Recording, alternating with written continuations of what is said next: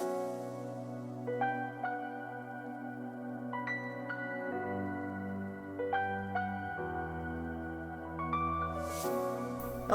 it's me, Andrew, and we are here today doing another Dota 2 video replay analysis. No One, Monkey King, mid lane versus Broodmother, Team Empire versus Virtus Pro, and this was part of the Chongqing Major. So we did an offlane replay analysis, we did a support replay analysis. Now we're going to be checking out what we can learn from No One's Monkey King in mid lane. So anyway, without further ado, let's just get right into the replay. So the first thing that's interesting about this replay is actually something right at the start of the replay, and that is No One's quick buy. So in here he of course has a full Wraith Band, and that is just because the current trend is that if the enemy team runs at you with Wraith Bands and Bracers in the early to mid game and you don't have Wraith Bands and Bracers, they'll just completely crush you and run over all of your towers. They'll eventually sell the Wraith Bands and Bracers, but with the map control, they'll be able to get so much more farm that it's worth it to have to sell those for half value, despite them not upgrading into anything. So that's a given. He'll probably go for a few of those in this game. But more importantly, he has a second Stout Shield in his quick buy. And the reason that he has a second Stout Shield in his quick buy is because this Stout Shield grants 50% chance to block for 20 damage. And the Spiderlings from the Broodmother, who he knows he's laning against, the big spiders do between like 14 and 16 damage, and the little spiders, they do like barely 10 damage. So if you get that Stout Shield proc, the spiders will actually do no damage to you whatsoever.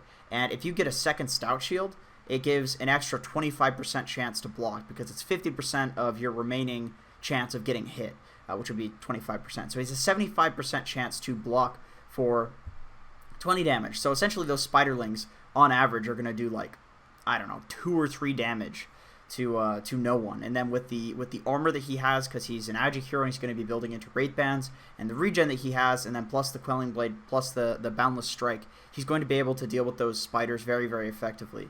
So the next thing that I want to point out that's kind of interesting is not necessarily something that'll be interesting 2 to 3 months from now, but I just like to look at how high skill players are warding with the new map changes. So the way that No One gets this mid ward down is he runs up to this high ground where it's very likely there's not going to be any of the enemy team, because, I mean, to get to this position, they'd probably have to smoke and also have boots, so they're not going to be there. And then he abuses the fact that there's now this tree line here and that he's coming down from the high ground. So if some support is walking up here smoked and they're going to place a ward, which would scout this ward, he's going to see them because he's on the high ground and he's coming from this way. And then also, if there's somebody standing over here, which I believe the Broodmother actually comes into vision right here.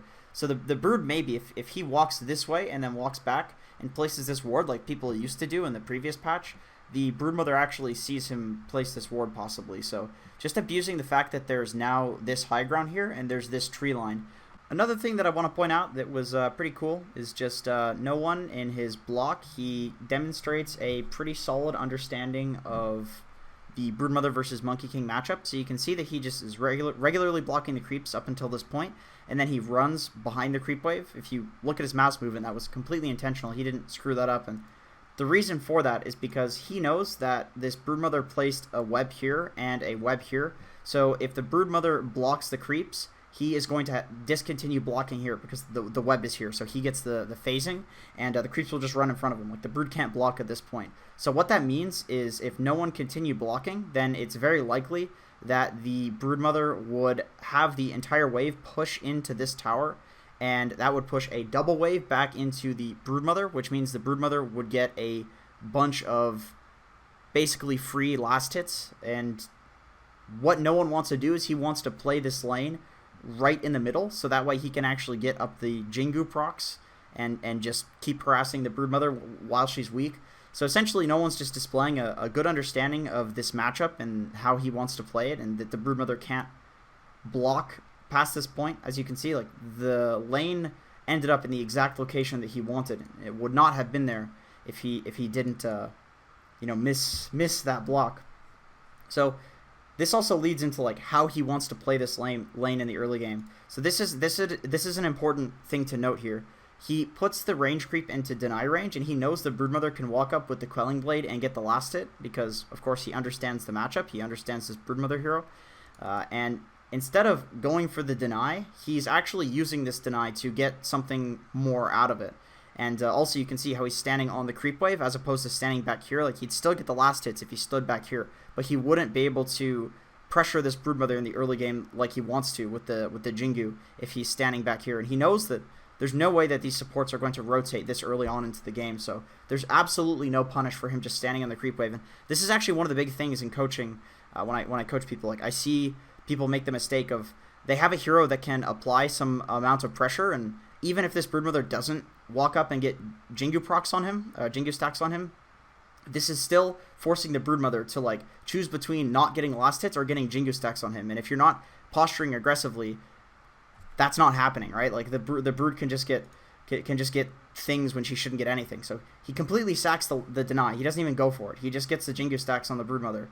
And this is going to allow him to get 2 denies for the price of 1. So you can see there, like, the efficiency in the way that he's playing that. And then also, once again, he's bodying on top of the creep wave. He's not even trying to hit the Broodmother. He's just putting his body there so that if the Brood walks up, he will hit. So he's not forcing the issue by, like, running after the Brood. He's only putting himself in a position where it's like if the Broodmother wants to walk up and last hit, that he's going to be able to hit. But if the Brood doesn't do that, it doesn't matter because the Brood's not getting anything. So the way that No One plays the rest of this lane is very, very simple. Essentially, does exactly what we talked about in the previous clip. He just stands on the wave, tells the Broodmother, hey, if you want to come up here, you're going to take Jingu stacks, and then I'm going to kill your spiders with the Boundless Strike. And at a certain point, the Brood essentially just gives him a free lane because and jungles in her own jungle because she knows that she's going to get more farm that way. Her spiders are just going to die if she walks up into this lane, and it's not going to be good for her.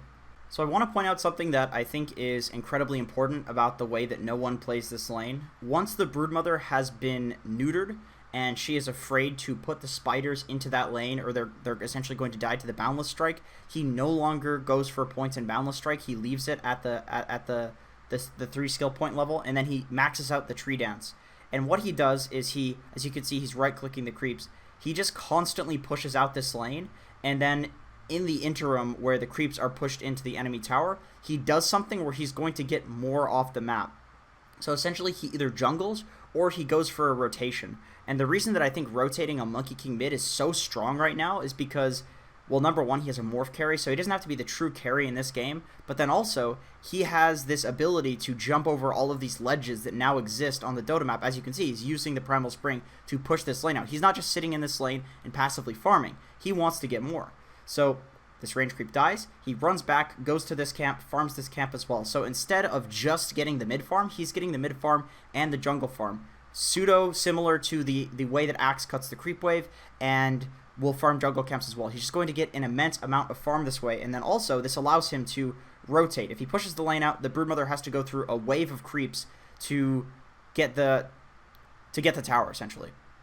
So you can see that he's constantly looking in the lanes, uses the Primal Spring, jumps up to the top lane, Morphling getting gone on by the Panda, so is the Lich. Lich gets picked off, but he gets a pick off on the Panda, and then he TBs straight back to the mid lane. So essentially what he's doing is, like, he's getting more out of the lane by pushing it out, because he has this, if you push it out, you have this like 30 seconds of time where, hey, I can go jungle. Hey, I can go, you know, push another creep wave, or I can go shrine, or you can go do these other things if you push the lane out. So off the back of No One's rotations and laning, these guys just have a 10k gold lead at 16 minutes, which is relatively insurmountable, to say the least. But in any case, basically for the rest of the game, they just run around fighting Team Empire. Good team fights, of course, but it's pretty easy to have good team fights when you have a 11,000 gold lead at 17 minutes. So the rest of this game is pretty much a stomp, but I think the early game is still very important, especially considering VP is so strong at winning the early game. There is a lot to take from all of like the little things that they do. I know it might not seem like a lot, but like I said, the fact that these guys win early game all the time kind of speaks to all of the little micro improvements that they make in their gameplay that other people don't. I talked about this in the in another replay analysis, which is actually on the website, but essentially VP, the way that they play the lanes is that if they can swap the lanes to get a 10% increase in their laning, they will do it. Like, they will take literally any advantage that they can get in the laning stage, even if it's extremely tedious to pull it off. Like, they will run an Enigma mid to get lanes that are 10% better. And that's the thing, is that these guys are absolutely willing, despite having so much fun clearly when they play with all their tips and stuff, like, they're absolutely willing to do the most grueling, tedious shit, essentially, to get small little increases in the laning stage. So I know I said that the game is kind of a stomp from this point onward, but I still think that there is something important that we can draw from VP's late game. I wouldn't say it's really the late game of Dota, but it's like late into this game. I know it says 47 minutes here, but that's just some anti-spoiler stuff. Really, the game is very soon to be over, but in any case, we can see that they have this massive gold lead. They just took Aegis 2, and yet no one. He goes for a kill on the Broodmother. They back off. They kill a creep wave top with the Earthshaker. Goes mid, kills this creep wave, picks up the bounty runes. Like, essentially, these guys don't feel any pressure to run high ground unnecessarily and end the game. Like, they're going to do it on their own terms when it's good, even though they have this advantage. And I see this a lot in pubs where people will get an advantage and it's like, okay guys, we have to fight. But a lot of the time there are just things that you can wait for where it will be better for you to fight around that timing, despite having a huge advantage. As you can see now, they're pushing, but first they wanted to take those bounty runes at the 20-minute mark. Then they wanted to get a kill. They wanted to push out the bot lane, push out the top lane, because they don't want to be split pushed by Team Empire. Essentially, they are, despite being at a 15k gold lead, taking fights only when it is perfectly advantageous for them. And I think that's a really important lesson, because I've seen a lot of people feel pressure when they're behind, they need to take a fight. Pressure when they're ahead, they need to take a fight, because it's like, oh, we're so huge, let's just go run high ground. But then the enemy team split pushes 2 lanes, you lose two tier 2s, lose 1 fight, those tier 2s mean that you get raxed. And VP is just not allowing any of that to happen. They clearly feel absolutely no pressure in this game. And as a result, instead of high grounding with a 10k gold lead, they're high grounding with a 16k gold lead. And look how easy it was. Like, Empire literally can't even contest it. But with how they were split pushing, they would be able to contest it by split pushing the other lanes. And VP just did not allow that, because they felt absolutely no pressure to win this game.